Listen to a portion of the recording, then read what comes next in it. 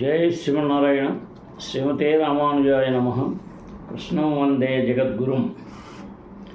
వ్యాసాయ విష్ణురూపాయ వ్యాసరూపాయ విష్ణవే నమో వై బ్రహ్మనిధయే వాసిష్ఠాయ నమో నమః. భరద్వాజకులంబోధి చంద్రం శ్రీపురుషోత్తమం వేదాంతోభయనితత్వాప్త జ్ఞానదం గురువాశ్రయే. కృష్ణం వందే జగద్గురుం. మనం శ్రీమద్ భాగవతంలో తృతీయ స్కందంలో అధ్యాయం 3లో 5 దాకా చెప్పుకున్నాం. 6 చెప్పుకోవాలి. అయితే ప్రతిరోజు అర్థం ప్రతిపదార్థం ఉంటాయి. కాకపోతే మనం విశదీకరణ భాష ఒకటి చెప్పుకుంటున్నాం.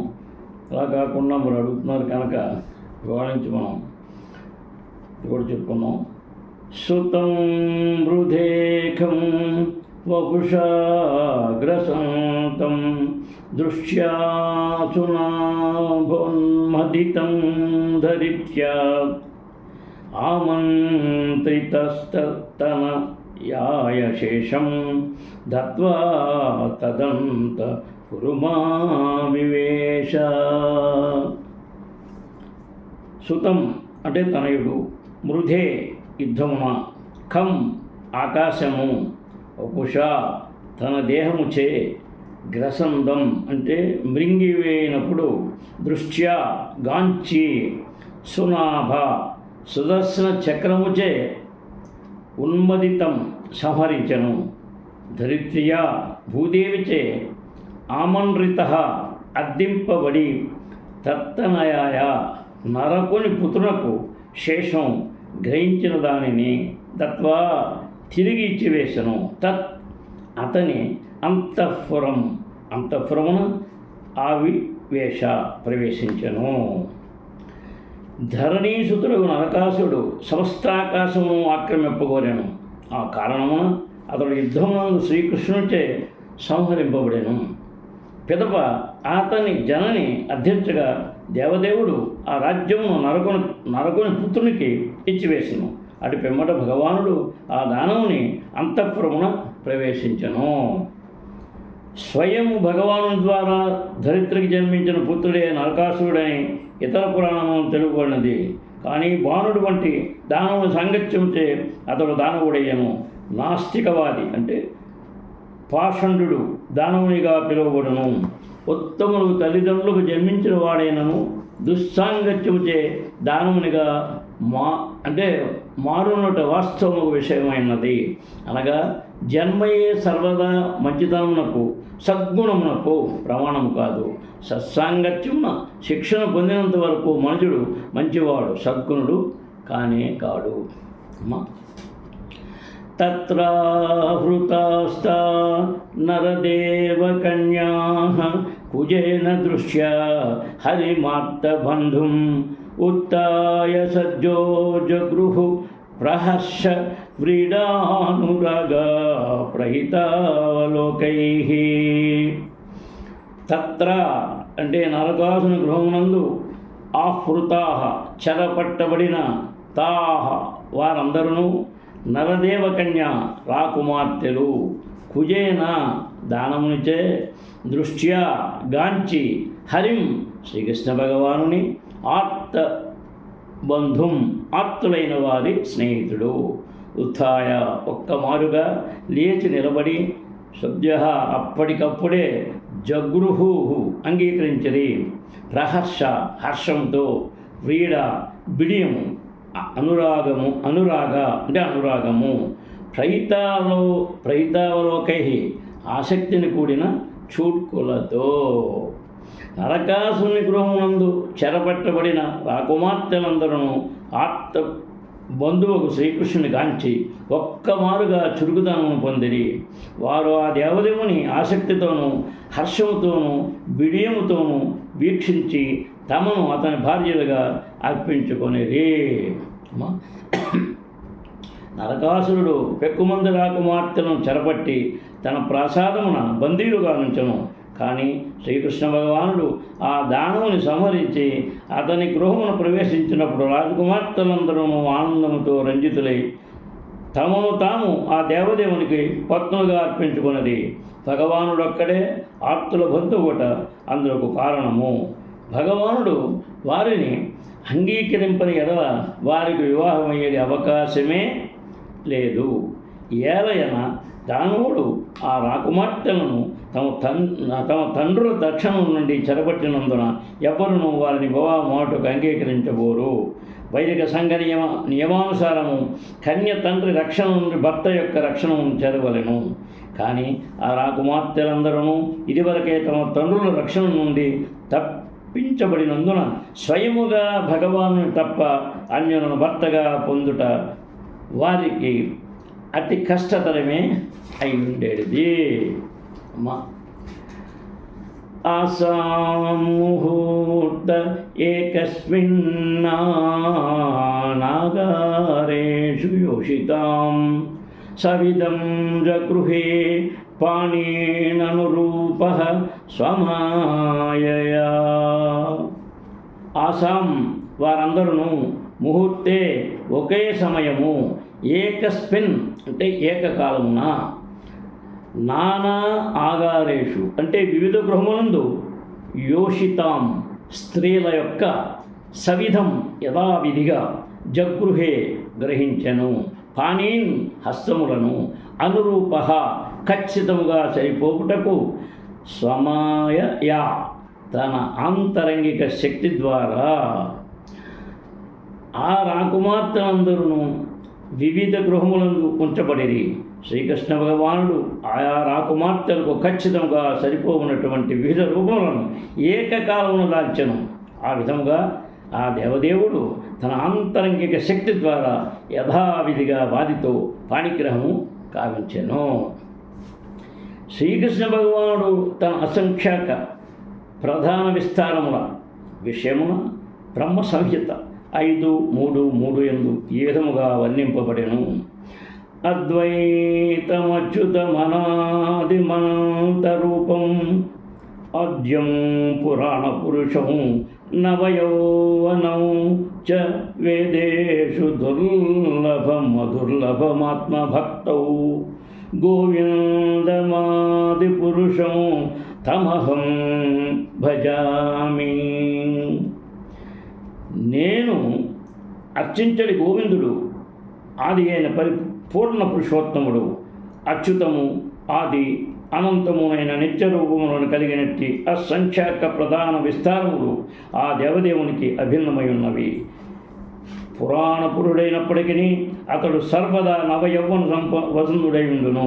తన ఆంతరంగిక శక్తి ద్వారా భగవానుడు స్వయము అంటే వివిధ స్వయం ప్రకాశ రూపంలోనికి తిరిగి ప్రాభవ మరియు వైభవ రూపంలోనికి విస్తరించగలడు. ఆ రూపములన్నీను అవిభిన్నములై ఉన్నవి. వివిధ మందిరములందు రాకుమార్తెల వివాహములకు భగవానుడు విస్తరించి ఉన్న రూపములు కొద్దిగా భిన్నమై ఉన్నవి. అది ఆ రాకుమార్తెలలో ప్రతి ఒక్కరికి ఖచ్చితంగా సరిపోవటికై ఉన్నది. అలానే శ్రీకృష్ణ భగవానుని వైభవ విలాస రూపములని పిలువబడును అని ఆ దేవదేవుని అంతర్గత శక్తికు యోగమాయితే కలుగుచుండును. స్వపాత్యన్యజనయధాత్మాతుల్యాని సర్వతః ఏకైకస్యాం దశ దశ ప్రకృతేర్విభూషయా. తాసు అంటే వారి యందు అపత్యాని పుత్రులు అజనయత్ కనెను ఆత్మతుల్యాని తనతో సమానముకు సర్వతః అన్ని విధములుగా ఏకస్యాం ప్రతి ఒక్క పత్ని యందును దశ పదేసి ప్రకృతే తనను విస్తరించుటకు విభుపోషయ ఆ విధముగా కోరుచు తన దివ్య లక్షణములను అనుసరించి స్వయము విస్తరించుటకు భగవానుడు వారిలో ప్రతి ఒక్క పత్ని యందును అన్ని విధములుగా ఆత్మసమూలై 10 మంది పుత్రులను కనెను. కాలమాగధతల్వాదీననీకైరుందతపురం అజీఘనశయం దివ్యం స్వపుంసాం తేజ ఆదిశత్. కాల అంటే కాలయవనుడు, మగధరాజు జరాసంధుడు, సాల్వ శౌల్యుడు, ఆదియన్ మరియు ఇతరులు అనేకై సైన్యముచే రుందతాః చుట్టుముట్టబడి పురం మధురాపురము అజీఘన సంహరించుట స్వయముగా దివ్యము స్వపుంసాం తన స్వజనుల యొక్క తేజ శక్తిని ఆదిశత్ ప్రదర్శించెను. కాలయవనుడు, మగధరాజు, శాల్వుడు మధురానగరముపై దండెత్తి వారి సైన్యమును నగరమును చుట్టుముట్టినప్పుడు తన స్వజనుల శక్తిని ప్రదర్శించుటకు శ్రీకృష్ణుడు వారిని స్వయముగా వధించుటను విడిచియుండెను. కంసుని మరణానంతరము మధురాపురము కాలయవన జరాసంధ శాల్వుల యొక్క సైనికులచే చుట్టుముట్టబడినప్పుడు శ్రీకృష్ణుడు నగరము నుండి పలాయనమైనట్లు నటించను. ఆ విధముగా ఆ దేవదేవుడు రణచోరుడు, యుద్ధము నుండి పలాయనమైనవాడు అని ప్రసిద్ధికెక్కను. కానీ వాస్తవ విషయమేమనగా భగవానుడు స్వజనులచే ముచుకుందుడు, భీముడు వంటి భక్తులు వారిని సమరింపగోరెను. కాలయవనుడు ముచుకుందునిచే సంహరించబడగా మగధరాజు భీమునిచే సంహరింపబడెను. ఆ విధముగా ముచుకుంద, భీములు భగవాను ప్రతినిధులుగా వర్తించిరి. యుద్ధమును అనుసరించుటకు తానేదో ఆసక్తుడైనట్లు మరియు తన భక్తులే వారిని చంపగలిగినట్లు చూపెడి అట్టి కార్యముల ద్వారా ఆ దేవదేవుడు భక్తుల తేజమును ప్రదర్శింపగోరును. భక్తులలో భగవాను సంబంధము అమిత ఆనందదాయకమైనటిది.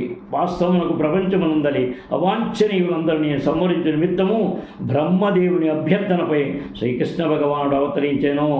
కానీ ఆ మహత్యములో, వైభవములో కొంత భాగము భక్తులకు వసుకుటకు అతడు వారిని ఆ కార్యమును నియమించెను.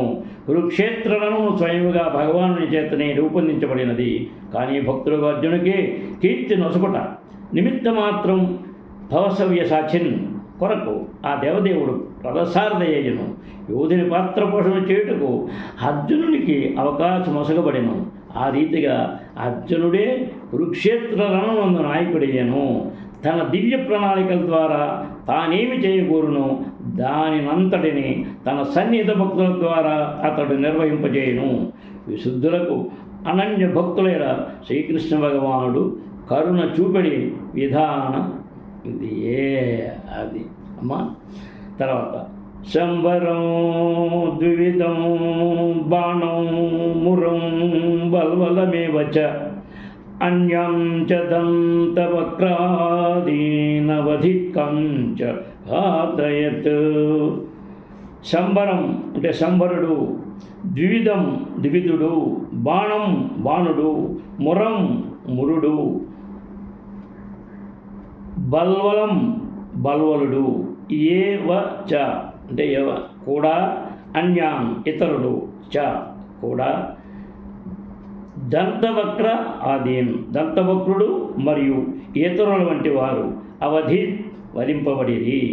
కాంచ పలువురు ఇతరులు, ఘాతయత్ సంవరింపజేయబడిరి. శంబరుడు, ద్విధుడు, భానుడు, ముర, జల్వలుడు వంటి రాజులు మరియు దంతవక్రుడు వంటి పలువురు దానవులలో కొందరు భగవానునిచే స్వయముగా సంహరింపబడగా ఇంకొందరిని ఆ దేవదేవుడు ఇతరులచే అంటే శ్రీ బలరామాదులు సంహరింపజేసెను. తర్వాత అదతే భర్తృపుత్రాణం పక్షయో పతితాన్ నృపాన్ చచాలభూః కురుక్షేత్రం యేషామా పతతం బలైః. అధ తదుపరి తే వారు భ్రాతృపుత్రాణం సోదరుని పుత్రుల యొక్క పక్షయోహో ఇరు పక్షముల యొక్క పతితాన్ సంహరింపజేసెను. రూపాన్ రాజులను చచాల కంపించను భూమి కురుక్షేత్ర రణము ఏషాం ఎవరైతే అపతతాం చరించుచు బలై బలముచే. ఓ విదురా, పిదప ఆ దేవదేవుడు రాజులందరినీ శత్రువులను సోదరుని పుత్రుల వైపు చేరిన వారు ఇరువురిని కురుక్షేత్ర రణమున సంహరింపజేసెను. ఆ రాజులందరూ ఎంతటి గొప్పవారు బలవంతులనగా యుద్ధరంగమున వారు చరించినప్పుడు ధరణియే కంపించెను. అమ్మా, సకర్ణ దుశాసన సౌబలానాం కుమంత్రపాకేన హతశ్రియాయుషం సుయోధనం సానుచరం శయానం భగ్నోరుముర్యాం నంద పశ్యన్. సహ అతడు దేవదేవుడు, కర్ణుడు, దుశ్శాసనుడు, సౌబలుడు కుమంత్రపాకేన దుష్ట సలహా కారణమున హతశ్రీయే భాగ్యమును కోల్పోయి ఆయువును సుయోధనుడు స అనుచరం పరిజనులతో శయనాం పడియుండుట భగ్న అంటే విరిగి ఊరుం తొడలు ఊర్ధ్వాం పరమశక్తివంతమగు అంటే ముదమందలేదు పశ్యన్ ఆ విధముగా గాంచుచు. కర్ణుడు, దుశ్శాసనుడు, సౌబలుడు వసగిన దుష్ట సలహా కారణమున దుర్యోధనుడు తన భాగ్యమును వాయువును కోల్పోయాను. శక్తివంతుడైనను తొడలు విరిగి పరిజనులను కూడి అతడు నేలపై పడి ఉన్నప్పుడు భగవానుడు ఆ సన్నివేశమును గాంచి ముదమందలేదు.